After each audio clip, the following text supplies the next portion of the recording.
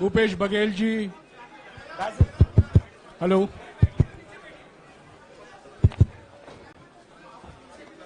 Doctor अभिषेक सिंघवी और हमारे संगठन के महामंत्री केसी वेणुगोपाल जी मौजूद हैं। मैं राहुल जी से गुजारिश करूंगा, वो पहले आपको संबोधित करेंगे, बाद में आपका सवाल जवाब देंगे। राहुल जी। नमस्कार। मैंने आप सब से काफी बार बोला है कि हिंदुस्तान में लोकतंत्र पर आक्रमण हो रहा है और इसका हमको हर रोज नए नए उदाहरण मिल रहे हैं। सवाल मैंने एक ही पूछा था,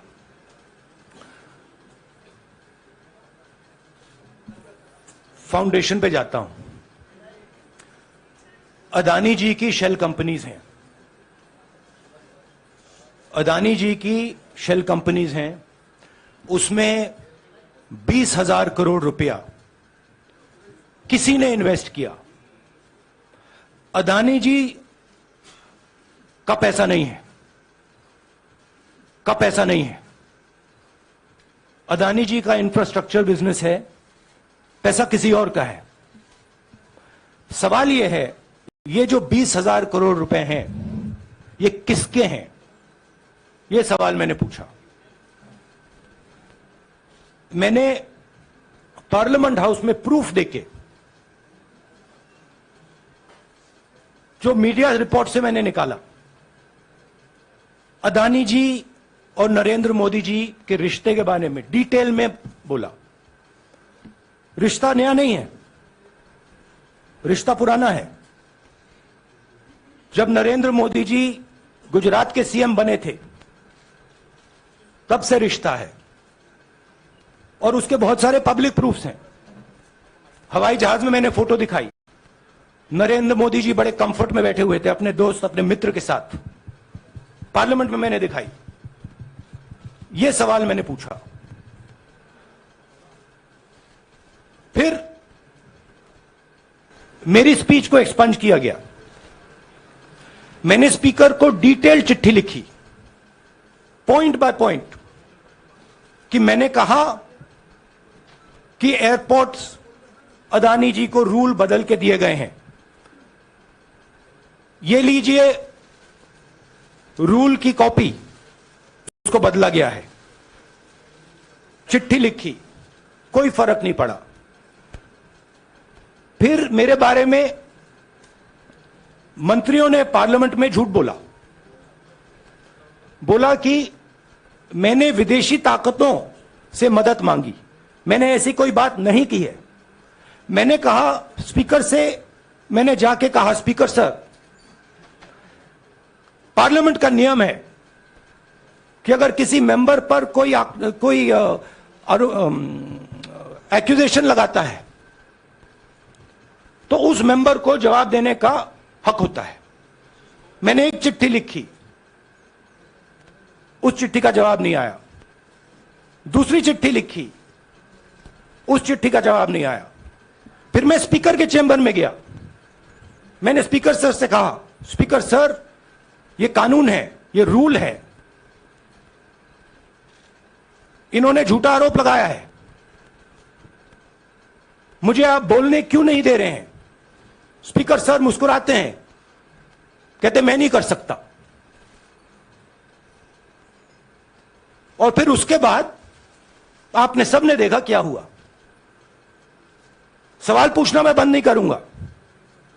नरेंद्र मोदी जी का अदानी के साथ क्या रिश्ता है और 20,000 करोड़ रुपए किसके हैं, मैं पूछता जाऊंगा। मुझे कोई डर नहीं लगता इन लोगों से। और अगर ये सोचें कि मुझे डिस्क्वालीफाई करके, धमका के, जेल में डाल के मुझे बंद कर सकते, नहीं, मेरी वो हिस्ट्री नहीं है। मैं हिंदुस्तान के लोकतंत्र के लिए लड़ रहा हूं और मैं हिंदुस्तान के लोकतंत्र के लिए लड़ता रहूंगा। किसी चीज से नहीं डरता हूं, यह सच्चाई है। अब आप सवाल पूछिए। एक एक करके प्लीज। हाँ मोहित। आई से it in English also. Sorry. I'll say it in English also. The question begins. Few weeks back in Parliament, where I asked the Prime Minister a very specific set of questions. Question number one, 20,000 crore rupees or $3 billion are in shell companies owned by Mr. Adani. Mr. Adani could not have generated this money. He's an infrastructure business. Where did this money come from? Whose money is it? That was the first question. Whose shell companies are there? These companies are working in the defense field. Why does nobody know whose money this is? There is a Chinese national involved in this. Why is nobody asking the question, who is this Chinese national? That was the first question. Second question was, set of questions with proof. What is the Prime Minister's relationship with Mr. Adani? I showed a picture of the Prime Minister and Mr. Adani's plane relaxing. I gave documentation about the defense industry, about the airports, about statements made in Sri Lanka, about statements made in Bangladesh, pictures of Mr. Narendra Modi sitting with the State Bank chairman in Australia. And I put this proof on the table. Immediately after that, the BJP started its work.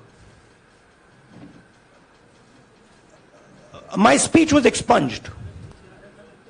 I wrote a letter to the Speaker with a detailed explanation on the defense industry, on the airports, with press clippings, supporting documents, legal documents, and said, this is the supporting foundation of my speech. I have not made this speech, I have not invented this. This is detailed research, here it is. Nothing happened. Nothing was revoked. My speech today is not part of the record of Parliament. The same, by the way, was done with Mr. Kharge. After that, BJP ministers lied about me in Parliament.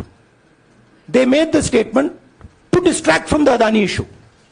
The whole game, disqualification, and all these statements are to distract from the central question, whose money is it? 20,000 crores, whose is it? Kiska hai ye? That's the main question. The whole thing is to distract. So, they said that I've asked foreign forces to help India. Most ridiculous statement. I have never made such a statement. You can look at all the conversations I had in the United Kingdom. Not one such statement was made. In fact, I said this is India's problem. India has to resolve this problem, right? A minister lies on the floor of the House. I wrote to the Speaker and I said, Speaker, sir, it is my right as a member of Parliament, when somebody makes an accusation, to state my position. Please let me state my position. The first letter is not answered. I then write a second letter with more details, saying the names and what was said. Still no answer. I then go to the Speaker's chamber and I say, Speaker, sir, what is going on? We live in a democracy. You are the defender of that democracy. Why are you not letting me make my statement? The Speaker smiles and says, I cannot do that. Come and have a cup of tea with me. Right? So this is the whole drama that is being orchestrated to defend the Prime Minister from the simple question, whose 20,000 crore rupees, whose $3 billion went to Mr. Adani shell companies? हाँ जी मोहित, एक minute सबको मौका मिलेगा. राहुल जी, मोहित दुबे हूं मैं. मेरा सवाल यह है कि आप शहीदों. By the way, sorry, I just need to finish that. I left out a part. Look, I'm here defending the democratic voice of the Indian people. I will continue to do that. I'm not scared of these threats, of these disqualifications, of these allegations, of these prison sentences. I don't care. I'm not scared of them. Okay? These people don't understand me yet. I am not scared of them. They are used to everybody being scared of them. I am not scared of them. Right? And I will continue to ask the question, what is the Prime Minister's relationship with Mr. Adani. It is an old relationship. It is a relationship that began when he was Chief Minister of Gujarat. Mr. Adani constructed the idea of Resurgent Gujarat, organized all that. This is a partnership. It's a close partnership. I'm going to keep asking that question. Rahul ji, मैं मोहित दुबे हूं। मेरा सवाल यह है कि आप शहीदों के परिवार से आते हैं। आपकी दादी भी डिस्क्वालीफाई हुई, जनता के बीच गई, आप सत्ता में वापस आए। आज के दौर में राहुल गांधी भी डिस्क्वालीफाई हो गए हैं, क्योंकि तमाम आपने इश्यूज को उठाया, चीन के इश्यूज को उठाया। क्या राहुल गांधी भी जनता के बीच में जाएंगे और वही वापसी फिर से करेंगे? राहुल गांधी भारत जोड़ो यात्रा में 4.5 महीने जनता के बीच में रहेंगे और वो मेरा काम है, वो मैं करता जाऊंगा। हाँ जी, अनवर। आज के हिंदुस्तान में जो पहले राजनीतिक पार्टियों को सपोर्ट मिलती थी, मीडिया से मिलती थी, बाकी इंस्टीट्यूशन से मिलती थी, वो नहीं मिलती है। तो ऑपोजिशन की पार्टीज को एक ही रास्ता है, जनता के बीच में जाने का। हाँ जी, अनवर। सर, भारतीय जनता पार्टी ने आप पर ओबीसी समुदाय के अपमान का आरोप लगाया है। इस पर आप क्या जवाब देना चाहेंगे भारतीय जनता पार्टी को? मैं पिछले भारत जोड़ो यात्रा में, आप मेरी कोई भी स्पीच देख लीजिए, मैं वहां कह रहा हूं सब समाज एक हैं, सबको एक साथ चलना चाहिए, भाईचारा होना चाहिए, नफरत नहीं होनी चाहिए, हिंसा नहीं होनी चाहिए। तो मेरी पोजीशन बिल्कुल क्लियर है। ये ओबीसी का मामला नहीं है, ये नरेंद्र मोदी जी और अदानी जी के रिश्ते का मामला है। 20,000 करोड़ रुपए जो अदानी जी को पता नहीं कहां से मिले, उसके बारे में मैं सवाल पूछ रहा हूं और उसका जवाब चाहिए। बीजेपी ध्यान को भड़काने की कोशिश करती है, कभी ओबीसी की बात करेगी, कभी विदेश की बात करेगी, कभी कुछ और बात करेगी, कभी डिस्क्वालिफिकेशन की बात करेगी, मगर सवाल यही है 20,000 करोड़ रुपए, $3 बिलियन किसका था? संजय मिश्रा। और वो अदानी का पैसा नहीं हो सकता। संजय मिश्रा।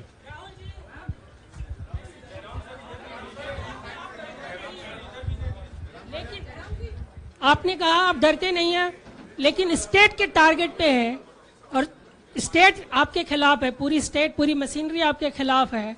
ऐसे में आपके सामने चैलेंजेस बहुत बड़ा है, तो रास्ता क्या है, रणनीति क्या है? देखिए भैया, चाहे स्टेट हो, चाहे कुछ भी हो, मैं सच्चाई को देखता हूं। मुझे और किसी चीज में इंटरेस्ट नहीं है, मैं सच्चाई बोलता हूं। राजनीति में यह फैशनेबल बात नहीं है, मगर यह बात मेरे खून में है। मैं और कोई रास्ता निकाल ही नहीं सकता हूं। तो मेरा काम यह है, यह मेरी तपस्या है, जीवन की तपस्या है, उसको मैं करता जाऊंगा। चाहे मुझे डिस्क्वालीफाई करें, मारे पीटे, जेल में डाले, मुझे कोई फर्क नहीं पड़ता। मुझे अपनी तपस्या करनी है। इस देश ने मुझे सब कुछ दिया है। शांत हो जाइए। इस देश ने मुझे सब कुछ दिया है, प्यार दिया है, इज्जत दी है, इसलिए मैं ये करता हूं। हाँ, Supriya. Sir, Rahul sir, BJP के जो लीडर्स आप पे अटैक कर रहे हैं उस पर आप क्या कहेंगे? और इसके अलावा वायनाड, वहां पर जब से खबर गई है, वहां पे लोग बहुत डिसबिलीफ में हैं, प्रोटेस्ट भी इरप्ट हो रहा है। आप अपनी कॉन्स्टिट्यूएंसी के लोगों को क्या कहना चाहेंगे? नहीं, मैंने सोचा है कि मैं अपनी, देखिए, मैंने कॉन्स्टिट्यूएंसी में भी बोला कि वायनाड के लोगों के साथ मेरा पारिवारिक रिश्ता है, फैमिली प्यार का रिश्ता है। तो मैंने सोचा कि मैं वायनाड के लोगों के लिए अपनी एक चिट्ठी लिखूं उनके लिए कि मेरे दिल में उनके लिए क्या है। तो वो तो मैं रिजॉल्व कर दूंगा।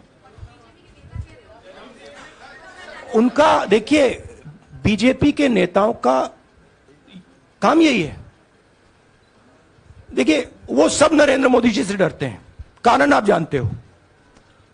नरेंद्र मोदी जी ने कहा कि देखिए, ध्यान हटाना है। वो सब जानते हैं अदानी जी और नरेंद्र मोदी जी का रिश्ता, सारे के सारे जानते हैं क्या रिश्ता है, सब जानते हैं, मगर डरते हैं। तो अगर नरेंद्र मोदी जी ने उनसे कहा कि भैया ध्यान उधर करो, ध्यान उधर करेंगे। मगर सवाल यही है 20,000 करोड़ रुपए किसका है? हाँ, जैनेंद्र। राहुल जी पूरी कांग्रेस पार्टी, सर पूरी कांग्रेस पार्टी ये कह रही है कि आप चाहे वो गुजरात की कोर्ट ने आपको सजा सुनाई या आपका निलंबन हुआ, ये सब कुछ केंद्र सरकार प्रधानमंत्री के इशारे पर हो रहा है। लेकिन बीजेपी कह रही है कि कानून ने अपना काम किया है। तो जो ये दलील है कि कानून ने आपको सजा दी है और उसी की वजह से आपका निलंबन भी हुआ है, इस पर आप क्या कहेंगे? देखिए, लीगल मैटर है, पर ये हुआ है। लीगल मैटर है। मैं हिंदुस्तान के लीगल सिस्टम को रिस्पेक्ट करता हूं। मैं लीगल मैटर पे इस प्रेस कॉन्फ्रेंस में बात नहीं करना चाहता हूं। हाँ संजीव, अगर आपके लीगल सवाल होंगे तो आप हमारी लीगल टीम से पूछ लीजिए।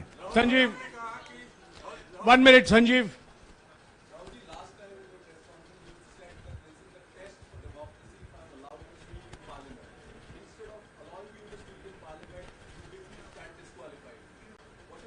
No, look, please understand why I have been disqualified. I've been disqualified because the Prime Minister is scared of my next speech. He's scared of the next speech that is going to come on Adani, right? I've seen it in his eyes. So he's terrified of the next speech that is going to come, and they don't want that speech to be in Parliament. That's the issue. That is why, first the distraction, now the disqualification. Please don't be confused about this matter. There is a deep relationship between Narendra Modi ji and Mr. Adani. There is a question. 20,000 crore rupees have suddenly arrived in Mr. Adani's shell companies. Where has this money come from? Whose money is it? It is, some of these companies are defense companies. Why is the defense ministry not asking this question? Why is the defense ministry not asking the question? But please explain to us, whose money is this that is being spent on our drone development, that is being spent on our missile development, that is being spent on our ordnance production? Why is the defense ministry not asking this question? हाँ मंजरी please, एक minute मंजरी। सदस्यता की रद्द हुई तो उसके बाद बहुत सारे ऐसे विपक्षी दल जो अभी तक कांग्रेस से दूरी बना के चलते थे वो भी आपके समर्थन में आए।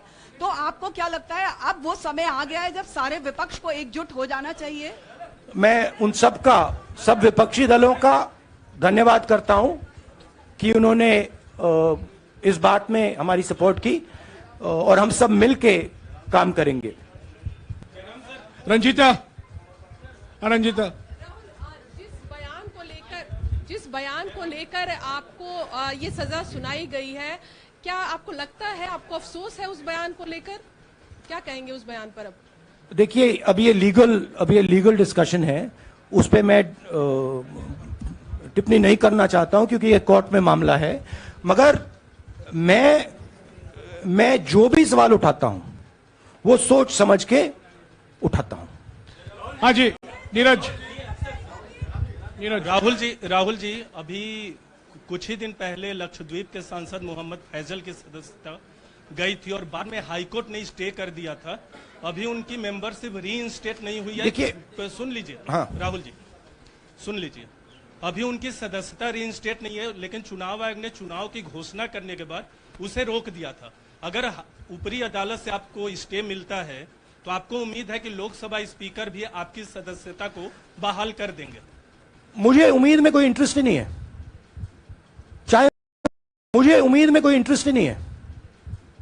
चाहे मुझे सदस्यता मिले ना मिले, मैं अपना काम करूंगा। अगर ये मुझे परमानेंटली डिस्क्वालीफाई कर दें तो भी मैं अपना काम करूंगा। अगर मुझे रीइंस्टेट कर दें तो भी मैं अपना काम करूंगा। मुझे कोई फर्क नहीं पड़ता मैं पार्लियामेंट के अंदर हूं या बाहर हूं, कहां हूं। मैंने आपसे कहा मुझे अपनी तपस्या करनी है, मैं उसको करके दिखाऊंगा। आपके लिए नहीं, अपने लिए।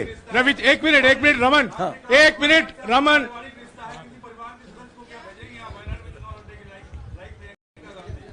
It is not up to me, it is up to Congress president कौन जाएंगे। राहुल जी मेरा सवाल,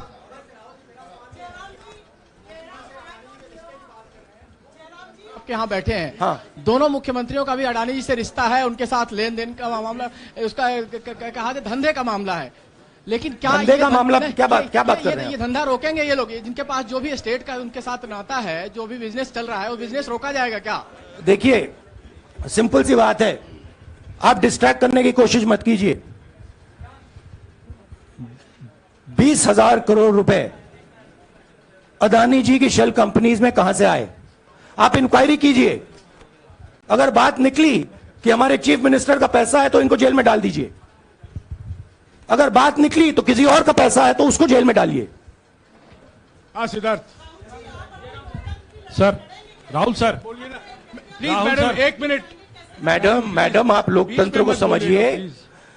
ये जो पैनिक रिएक्शन इन्होंने किया है नरेंद्र मोदी जी ने, इससे सबसे ज्यादा फायदा मिलेगा विपक्ष को। ये इन्होंने हमें हथियार पकड़ा दिया है। ये आप बात समझिए। ये मोदी जी पैनिक में आ गए कि बात निकल जाएगी, ये 20,000 करोड़ रुपए किसके हैं, डर गए, घबरा गए। इन्होंने पूरा सीक्वेंस शुरू कर दिया। ये विपक्ष को सबसे बड़ा इन्होंने हथियार दिया है राहुल जी, क्योंकि जनता के माइंड में अब एक सवाल आ गया है कि जनता जानती है कि अदानी जी भ्रष्ट व्यक्ति है। अब जनता के माइंड में यह सवाल उठा है कि इस भ्रष्ट व्यक्ति को हिंदुस्तान का प्रधानमंत्री क्यों बचा रहा है। यह मतलब अब सब कुछ बीजेपी के लोग, नरेंद्र मोदी जी सब कुछ इस व्यक्ति को बचाने के लिए क्यों कर रहे हैं। दूसरा सवाल, बीजेपी के लोगों ने कहा कि अदानी पर आक्रमण देश पर आक्रमण है। मतलब इनके माइंड में देश अदानी है और अदानी देश है। बात समझिए। राहुल जी, मेरा सवाल आपसे ये है कि जब आप ये फैसला सामने आया, आपको मैक्सिमम पनिशमेंट जो है इसमें जो हो सकती है वो आपके लिए मुकर्रर की गई। इस बीच कई लोगों ने ये भी कहा, आपके पार्टी के भी एक सांसद ने कहा कि कम से कम जज को ये देखना चाहिए था कि सामने जो शख्स है वो एक गांधी परिवार से आता है। इस पर आप क्या कहेंगे? और आपको लगता है मैक्सिमम पनिशमेंट जो है आपके केस में, मैक्सिमम पनिशमेंट आपके लिए मुकर्रर की गई, क्या आपको इसके पीछे क्या कहना है आपका? वही मैंने कहा, अगर डिस्ट्रैक्शन करना है, मैक्सिमम पनिशमेंट की तो जरूरत है। मिनिमम पनिशमेंट से बात थोड़ी बनेगी। मैं तो सोच रहा था भैया 5 साल होते, 7 साल होते, 10 साल होते, वो भी मिल जाता। मुझे क्या फर्क पड़ रहा है यार। राजदीप,